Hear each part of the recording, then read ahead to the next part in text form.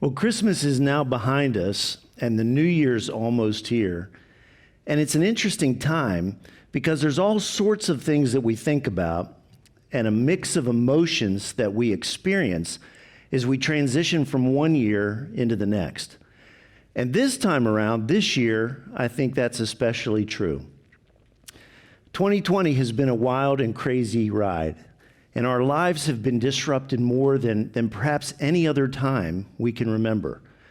Schools and businesses closed, vacations canceled, church mostly online, family gatherings postponed. It has been a really challenging year, to say the least. And so I think for most of us are ready for 2020 to be over and for 2021 to begin. But at the same time, I think that there's a little hesitancy as well. None of us know exactly when all this COVID stuff will be over or when life can get back to normal. And when we can't see what's coming, when we don't know exactly what to expect, well, it's pretty natural for us, and it's very easy to let the uncertainty that surrounds us just kind of freeze us in place, shut us down, and keep us from moving forward. And we have to guard against that. We have to guard against that kind of a response. We have to make sure that we don't give in to fear and fall into that kind of a trap. There's a whole new year that's coming, a brand new year that God has given us. And it'll be a year full of challenges for sure, but it'll also be a year full of amazing blessings and opportunities as well. And so how do we find the hope and the strength that we need to be able to move forward with confidence in such uncertain times? That's available to us, and God wants us to have it. He does. We just need to fix our focus, redirect, reorient our thinking. We need to take our eyes off the circumstances that surround us and get our focus fixed firmly back on God. He's bigger than COVID-19, and He's bigger than anything else that we might face as well. As crazy and difficult as 2020 has been, God has been faithful, and He's brought us through it. He has. Just like He's brought us through every other difficult situation and circumstance in our lives. And so we need to remember that. We need to remember His faithfulness to us in the past so we have hope and strength for the future. And that's the big idea of the sermon today. God's faithfulness in the past gives us hope and strength for the future. And we see that theme running consistently and constantly all through the Bible. But one of the places where we see it most clearly is in the life of King David. David lived about 1,000 years before Jesus was born. And in fact, he was one of Jesus' direct ancestors. He was a shepherd boy who later became king. And apart from Jesus himself, David was the greatest king that Israel ever had. He was known as a man after God's own heart because in spite of all his amazing and incredible successes and accomplishments, David's chief desire, his main desire, was for God himself. And he held nothing back. David poured out his heart and he bared his soul openly in his relationship with the Lord. And we see that intimacy, that passion that David had just pouring out in the book of the Psalms, which are actually worship songs that David wrote for God. In Psalm 18, David says, "I love you, O Lord, my strength.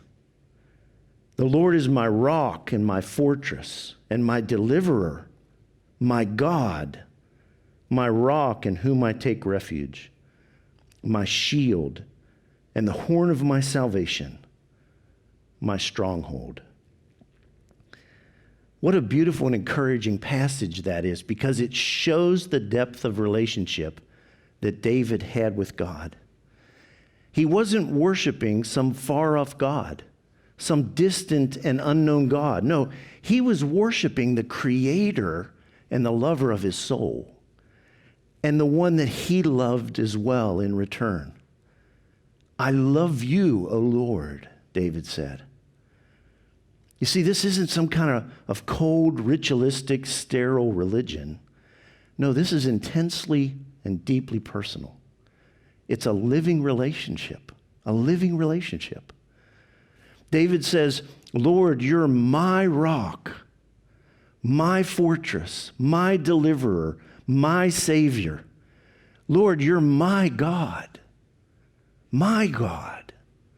And you can just feel it, can't you? The depth, the intimacy of this relationship.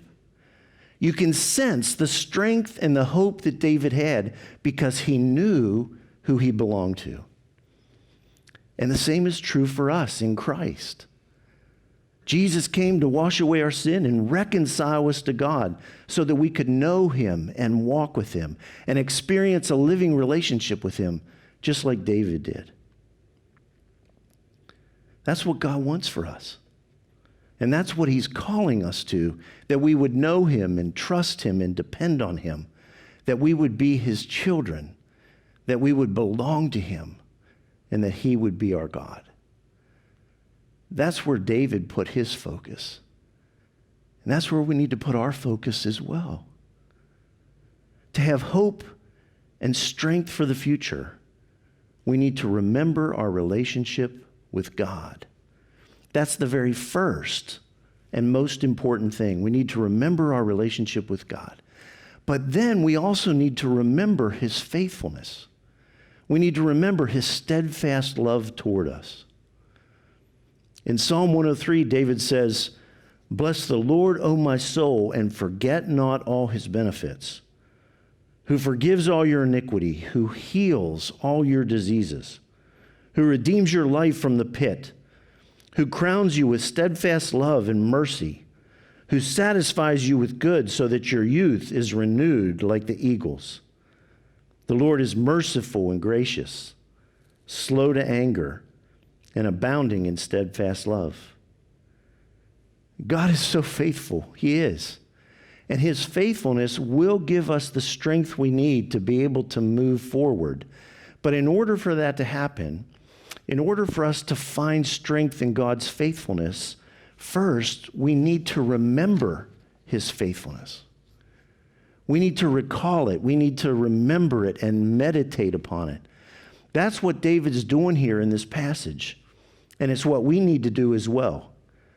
We need to remember God's faithfulness, remember what he's done, and forget not all his benefits. He forgives us. It's awesome. He redeems us. He blesses us abundantly. He's merciful and gracious and abounding in steadfast love, a love that's constant and consistent regardless of our circumstances, a love that is always with us and will never let us go. David wants us to remember that, all of that, because when we do, when we remember God's faithfulness to us in the past, it gives us hope and strength for the future. David understood this, and his life beautifully exemplified it. He was on a faith journey, just like we are. And for David, like I mentioned, his journey started off with a very humble beginning. He was a shepherd boy, but a shepherd boy who had a relationship with God, and a relationship that continued to deepen and to grow as he experienced God's faithfulness through all the different experiences of his life.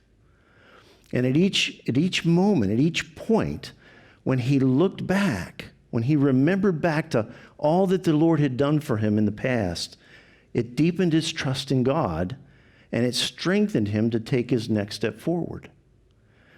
When he was a shepherd boy out tending his sheep in the fields, there were times that wild animals descended on the flock, even lions and bears. And David, being just a boy, he still knew that the Lord was with him. And he went and he defended off the wild animals, even killed them with nothing more than a shepherd's rod and a staff. And then, having had that experience, that gave David the strength and the courage he needed, remembering God's faithfulness in that time, to be able to face off with the Philistine giant Goliath with nothing more than a slingshot and some stones. Because again, he knew that God was with him. And then later, when he was crowned king with enemies literally on every side, his remembrance back on each of those experiences and God's faithfulness to him in each one, well, all of that strengthened him to be able to move forward, to go out and to fight courageously for Israel and bring peace to the land. It was one experience, you see, building on top of another, a step-by-step journey with God leading every step of the way. And our lives should be the same. We need to remember God's faithfulness in the past so that we're strengthened to move into the future. We need to remember the past, but we can't camp there. We can't stay there. The past it should be more like a guidepost that keeps us moving forward, not a hitching post that just holds us and sticks us in our tracks. We're on the same kind of faith journey that David was, and it's a journey that needs to continue. We always have another step to take, and when we remember God's faithfulness in the past, well, it strengthens us and encourages us to be able to take it. Now, that doesn't mean that it will always be easy, not at all. Transition times can be really difficult. I mean, in less than a week, we're going to be entering a brand new year with lots of uncertainties and lots of unknowns. And I'm not just talking about COVID. There's all the other life stuff as well. This new year, 2021, it could bring, for a lot of you, it could bring a change to your job, maybe a relocation. You could have a child heading off to college, or maybe you'll be transitioning into a period of retirement. It could be 1,000 different things, and every one of those things can be pretty unnerving, pretty unsettling, and even a little scary. But we can move forward with confidence because God's with us every step of the way. And when we remember, like David did, that he's provided for us in the past, well, then that strengthens our faith to be able to trust him with the future. And, you know, I think most of us can understand that and grasp that, and we can even do that when life's going fairly well, when things are holding pretty steady. But how do we do it? How does it work when life seems to be falling apart and things seem to be going from bad to worse? I mean, it's one thing to be able to look back on the past year and see a time or a moment when God moved in our lives, and then to find some encouragement and strength from that, like David did, to be able to take our next step forward. But what about when we look back on 2020 and we only see the hardship, the difficulty, the suffering? What about then? Can we find God's faithfulness there? Now look, we all know that hardship and suffering is real. And we all go through it. We all experience it from time to time. And sometimes it's because of our own bad choices, and we've all been there. And sometimes it's because we just live in a fallen world where things aren't the way that they should be, not the way that God created them to be.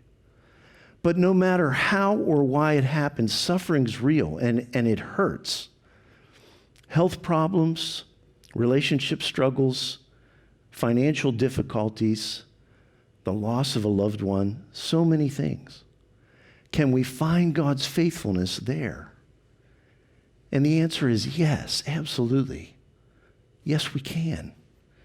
In fact, it's actually in the trials and the hardships of life that we experience his faithfulness the most, because it's in times like those that his steadfast love can become most alive in our hearts.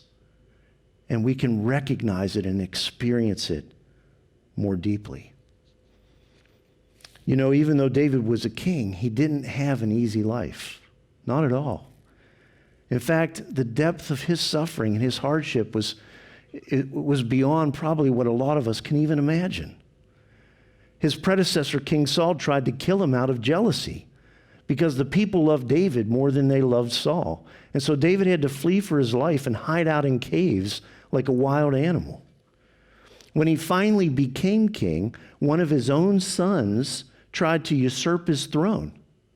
And he died. The son died in the process. And that whole episode, you can imagine, it just broke David's heart. David experienced a devastating moral failure, falling deeply into sin, into adultery, and even into murder. He battled through life-threatening illnesses, and he lost an infant child. David was no stranger to suffering. He knew it all too well. And time again in the Psalms, he cries out to God in his distress and in his grief. And yet there's always a note of hope. Always. Because David knew God's faithfulness, and he put his trust in him. David said, "This poor man cried out," talking about himself, "and the Lord heard him and saved him out of all his troubles." Though I walk in the midst of trouble, David says, you preserve my life, and your right hand delivers me. The Lord will fulfill his purpose for me. Your steadfast love, O Lord, endures forever. Time and time again, David found himself in horrible and devastating situations, but he always knew that God would deliver him because God's steadfast love never ceases. His mercies, they never come to an end. It was hard in the moment, without question, but David was trusting God for tomorrow, and he knew that he would see him through. Well, there's times in our lives where we experience very similar things like David did. It's really dark in the moment, and we don't know what to do. But when that happens, we just need to remember, like David, that the darkness won't last. The dawn is coming, and God's mercies are new every morning. His steadfast love will sustain us no matter what comes. So we just need to remember that and hold fast to him, and he will bring us through. He'll bring us through whatever we're facing. Now, one of the questions that we can ask, and it's a good question, is, well, why does God choose to do it that way? I mean, I understand that he'll bring us through, but what's the point of hardship and suffering to begin with? And it's a great question. It really is. And it's a question that finds its answer in the very next thing that we need to do to find our hope and strength. We need to remember our relationship with God. We need to remember his faithfulness, his steadfast love. But then we need to remember God's purpose. We need to remember God's purpose.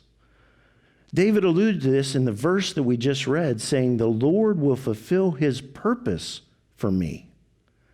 Your steadfast love, O Lord, endures forever." God's steadfast love, it will sustain us as he works out his purpose in our lives. But what exactly is that purpose? The Apostle Paul was one of Jesus' closest followers. And just like David, he was a guy who experienced incredible hardship and suffering as he walked out this Christian life. He was beaten and imprisoned repeatedly. He was shipwrecked. He was even stoned. Paul experienced hardships and trials that we can barely even imagine. And yet he was able to say so confidently, and we know that God causes all things, the good, the bad, the easy, the hard. God causes all things to work together for good to those who love God and are called according to his purpose, to be conformed to the image of his Son. And so there it is, right there. That's God's purpose. It's to transform us and make us like Jesus. And he's using everything that there is, the good things, the bad things, the hard things. He's using it all to make that happen and to get that done. And it's so exciting. There's so much hope and strength. I mean, we think about it that we can find, that we can experience when we remember that God's purpose is to transform us to be like Jesus. We need to remember that. But we also need to remember that transformation, while it brings amazing and joyous results, transformation's not always easy. And it's not always fun. Therapists, coaches, teachers, trainers, they all know that sometimes a little pain's necessary to get the best result, to accomplish the goal. And the same is true in the transformation that God's working in our lives. When he's molding us and shaping us and chipping away the junk that's not like Jesus, it's often uncomfortable. And sometimes it's even painful and it hurts.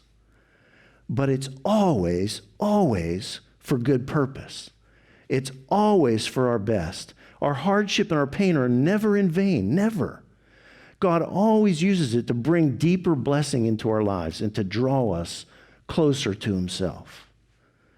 Just a few chapters earlier, Paul says, we rejoice in our sufferings, knowing that suffering produces endurance, and endurance produces character, and character produces hope. And so God's using it all, you see, even our hardship and our suffering. In fact, especially our hardship and our suffering. He's using it all to accomplish his purpose. Now, we can't always see that or understand that at the time because we have a very limited perspective. But God doesn't. God sees it all very clearly from the beginning to the end. And so he knows exactly what's needed. In fact, he's the only one who knows. And he's a good and loving Father, so we can trust him. God will never, ever let our suffering, he'll never let our pain be in vain. He'll always use it to transform our hearts and make us more like Jesus. And when you stop and think about it, we see that all the time. All the time. Jesus is compassionate. But if you want to see compassion up close and personal, then find someone who's battled through a life-threatening illness, and then watch and see how they're able to reach out and care for the one who's battling now. Jesus is merciful. And if you want to see mercy in action, find someone who's struggled financially in the past, and then watch the generosity and the mercy that they're able to pour out on the one who's struggling now. Jesus is caring and empathetic. And if you want to see empathy at its finest, find someone who's lost a loved one. And then see the understanding and the comfort they can offer on the one who's grieving now. In each and every situation, in each and every case, there's a depth of compassion and understanding and love that all of these people have in their hearts that they could not have found any other way. God uses it all to accomplish his purpose. And so think about your own experience for a minute. I'm sure that everyone here listening today, you can remember a really difficult time in your life that was terrible and devastating at the time.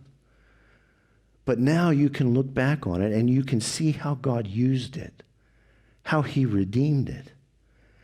You're more caring today, more compassionate and loving because you experienced that time.